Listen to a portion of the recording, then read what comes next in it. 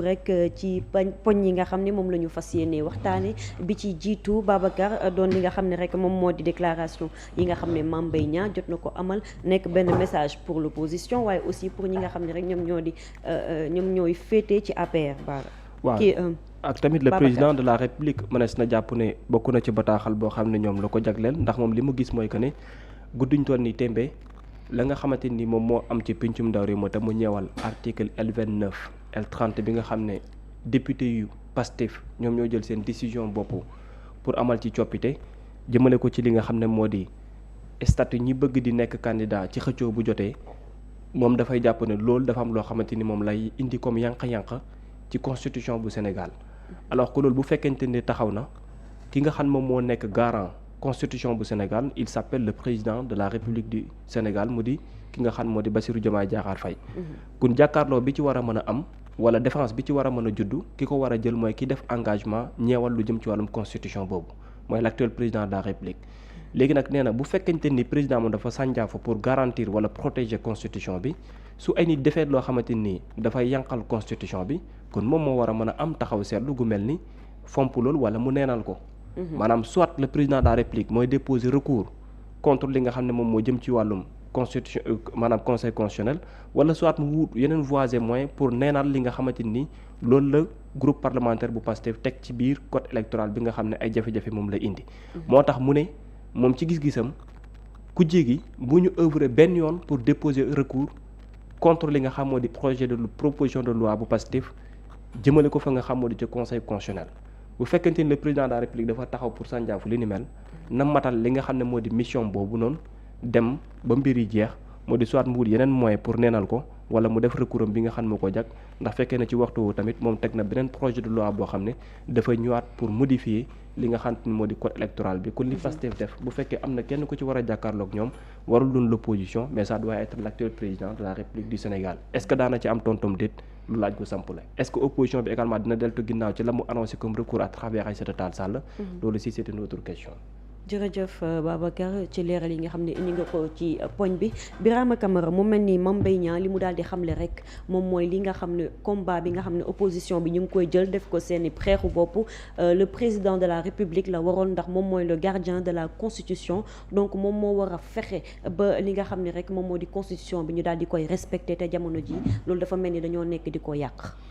effectivement déglu naa ko tey ci suba donc mu nekkoon ministre fii ci réew mi.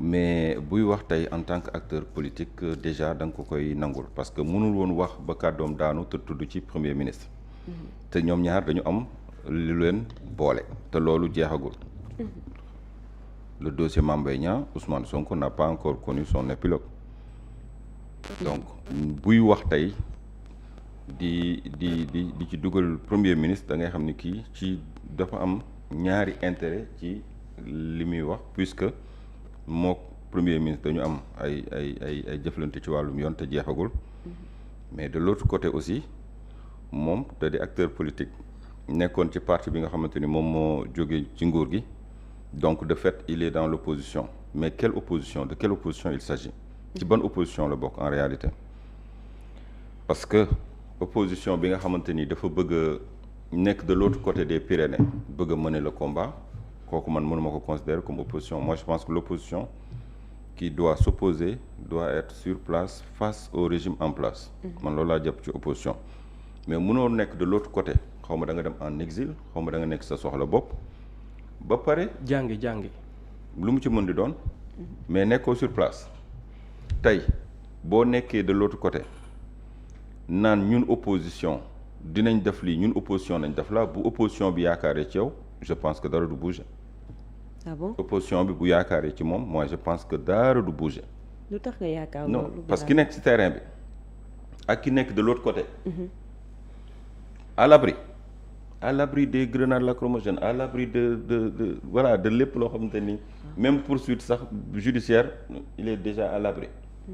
waaw léegi kooku noonu tey est-ce que mën nañ ko considérer comme un vrai opposant pour s'opposer à quelqu'un il faut être sur place sur le terrain face à lui di ko xeex mu lay jox nga koy delloo ku mën sa morom duma mais mënoo nekk de l'autre côté ba pare bëgg a mën a une opposition rax si dolli ngay joxe instruction xam nga loolu tamit xel nangoo ko. mais moom li mu wax moom mooy. combat bi du combat opposition. waaw. c'est le Non, président moom de la laay- République moom qui laay est le wax. garant de la. moom la en fait ba tey maa ngi ciy Gardien de la ñëw de Constitution. maa ngi ciy ñëw de. dama jàpp ni booy opposé wu à part Khomeini ma opposé woon nekk en exil à Paris. ba gagné nguur. wàcc en héros. gisuma keneen koo xamante ni opposé wu na nekk de l'autre côté ay nit di ko xeexal mu gagné door a yegg si ñëw wàcc amul. donc battez-vous pour moi après la victoire je viendrai vous gouverner loolu de opposition da nga koy mener sur le terrain avec courage ñi koy mener sur le terrain ñu ngi fii ci dëkk bi demuñu dikkuñu ku ci am sa soxla boo demee da ngay dellu si waat léegi nag yow bu fekkee yow yaa ngi joxe ay instructions wala di joxe sa xalaat tout citoyen foo mun di nekk am nga droit joxe sa xalaat mais boo naan ñun opposition boobu noonu parfois je me demande de quelle opposition il s'agit ak ban opposition lay waxal. APR moom moo fi nekk majorité en général en kii ci opposition. waaw oui moom laa wax ma ni bu naan ñun opposition duñu ko xeexal. xam nga parfois aussi jeu bi da ngay gis ni dafa am tuuti dafay ànd ak tuuti muus. xam nga par exemple yow di nga yor sa doom ni ko yëkkatil ma sio bi mu bañ. nga ni ko moo attanoo ko. xam nga yaa ngi pousser son ego. boo pousser son ego. léegi dina bëgg a wane ni jàmbaar laa yëkkati ko. fekk yow li nga bëggoon am nga ko ci moom te waxoo ko. comprendre nga.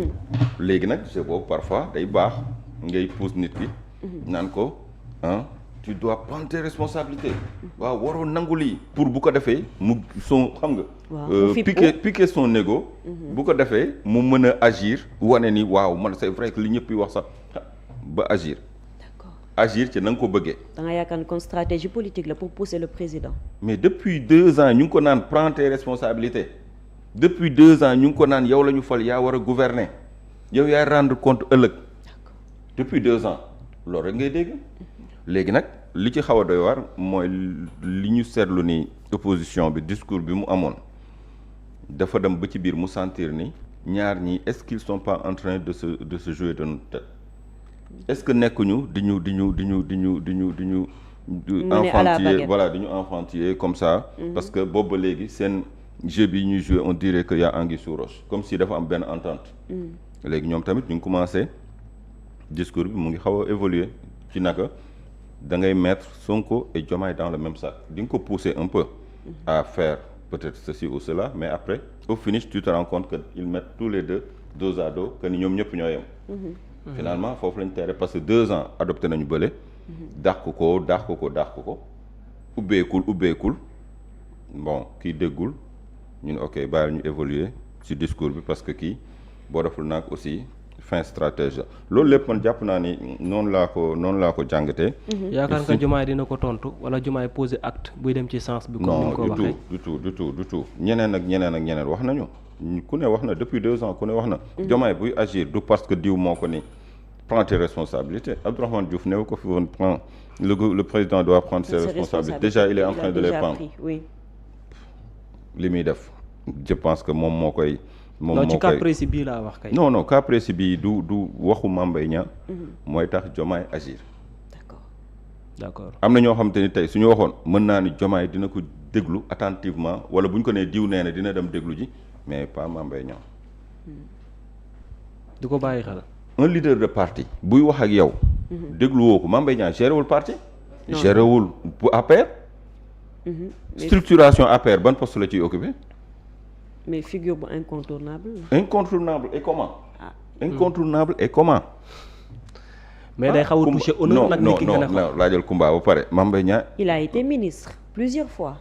figure incontournable sur l'arène politique yow Kumba noo ko dégg. non figure incontournable. il a occupé des postes de responsabilité en tout cas. oui. mais sur si forme ti ni ñu ko waxati. non amul poids politique moom ni ñu installé waatee APR non man xam nga damay wax ni leader politique. buy wax ak président de la république. ndégam yaay wax li ngay wax mënul def effet kenn ku bokk ci benn parti te xamuñu sax ban poste lay occupé ci parti boobu noonu. kooku noonu est-ce que mën na tax président am doxalin beneen bu mu jël. maanaam ci enjeu politique bi daal. waaw léegi nag moo tax boo ma naan am na figure incontournable. ci ban sphère la incontournable. je pense que dans un certain moment on peut pas dire que ni Mame Mbaye Niang li mu wax également aussi xaw na méngoo peut-être ak li Diomaye jàpp comme. non dafa bëgg a piquer son ego. li mu wax. c'est juste pour piquer l'ego du président de la République. Parce que bi mu naan il a décidé de se soustraire de ses responsabilités. Oui. Ouais. Et de laisser son PM faire ce qu'il veut. Kon Ousmane Sonko il est en train de dérouler comme bon lui semble, de faire ce qu'il veut. Alors que ñoom ñaar ñu ngi am ay mésententes ci parce que bàyyi leen ma gouverner. Non. Où se trouve la vérité? Bàyyi mu ngi def lu ko neex kee mu ngi jàpp ni dañ ma war a bàyyi mu gouverner comme il faut. ñii naan nañ ko yokkal ay responsabilités ñii naan na président wàññi parce que c'est un président hyper fort na wàññi président musul wàññi ci ay prérogatives am mënu ko sax wàññi d'ailleurs ay prérogatives am pour mu wàññi ko là ça c'est autre chose, c'est touché à la constitution mënu ko wàññi bu ñu nee nag fii dafa soustraire de ses responsabilités et de laisser son PM faire ce qu'il veut au nom de quoi nous opposants on devrait se battre pour Diomaye. Loi bi arrangé wul opposition. xam nga opposition ak pouvoir seeni mbir dafa yomb dès l'instant que tu es au pouvoir nga xeex ak ay nit xëccoog ñoom ba nangu la ñu yoroon ñooñu wëlbatiku naan dañ lay servir de conseiller foofu nga war a xam ni bu ñu la nee jàddal gauche ne cherche même pas midi à 14h passe à droite. parce que jaar fi ñu lay jaarloo du sa intérêt yow. parce que amuñu benn intérêt di la jaarloo fu gën ci yow. parce que li nga yor dañ ko bëgg te ci ñoom nga ko jëlee. kooku bu demee ba accepté ne ak ñoom ci même coalition nag. benn coalition ñenn ci ñoom. ñenn ci ñoom kan comme kan. am na ñu nekkoon APR ñu ne léegi coalition Diomaye président. xam nga coalition bi Mame Mbaye Niang mu ngi wax bay tudd coalition boobu xam nga yow coalition boobu noonu waa APR tey ñi may wax APR dëggantaan mooy ñi nga xamante ni ay membres fondateurs lañ de l'APR. wax ma ñi nga xamante ni ba APR ñëwee régime bu ñëw ñu ñëw booru ànd ak yow boo daanoo ñu dem wuti feneen. waxuma ñooñu APR ñi ko créé. wala ñi nekkoon ñi ko njëkk a gëm 2008. 2009 2010 ñooñu tey kenn du dugg ci coalition bu Aminata Touré di jiite loolu c'est moi qui te le dis. D'accord. loolu gisuma faisabilité bi gisuma possibilité boobu parce que ñu bëri ci ñoom politique nag lépp mën naa ne. lii xew suba kenn mënu ko assurer. mais jàpp naa ne. c'est peu probable. ñooñu noonu amul ku ma yaakaar ni war nga mën a ñëw di bokk ci coalition boo xamante ne Aminata Touré moo lay jiite naan la fii ngay jaar ak fee ngay jaar. d'après seeni antécédents yi ngeen am yëpp donc man gisuma loolu donc bu ñu naan ñun opposition de quelle opposition il s'agit c'est ça le problème et puis yow mi nekkoon ancien ministre tu parles au nom de qui APR mu ngi wax APR dafa yor voix dafa yor ku yor kàddoom mu ngi wax mën nga ñëw nag jaar fi APR jaaraat ci gis-gis mais comment mener le combat on peut pas déléguer ce combat bi da nga koy ñëw mener ko fii bu dee nag joxe sa avis comme ni ma la wax sànq ku nekk am nga Mame Mbaye Niang je le connais Mame Mbaye Niang je pense que vraiment fréquenté naa ko quand même mais loolu ça n'a rien à voir avec ce qu'on est en train d'analyser sur place Mame Mbaye Niang bu ñuy wax vacances citoyennes ku ma xam-xam ni vacances citoyennes yi Mame Mbaye Niang def yëpp maa ko couvrir avec Prodac. maa ko couvrir vacances citoyennes laa la waxuma la Prodac.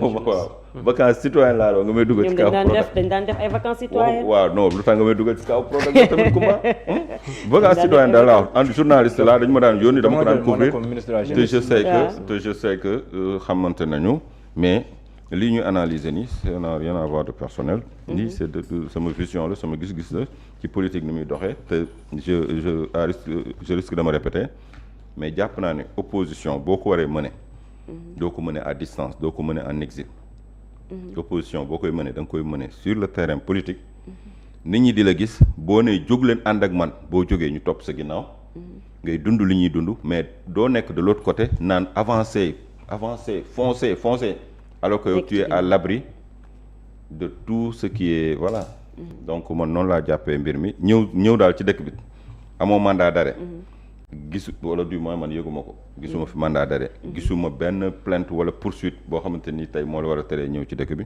donc je pense que ñëwoon ci dëkk bi mëne combat bi dafay am solo lool bu dee nag L29 L30 foofu moom bu dee la ma ca waxoon laa ciy waxaat assemblée lañ ko soppee assemblée moo ko soppiwaat bu dee nag assemblée bi ko soppiwaat amul ci dogal kon ba njëkk ba amuñu ci woon dogal te ña ko nangu woon mu di këru atukaay bu féete ñëpp kaw mu di conseil constitutionnel bu dee moo ko àtte woon nii amul mën-mënam àggu fa. donc bu delluwaatee la mu waxoon mënul wax lu wuteeg loolu parce que wàllum électoral la.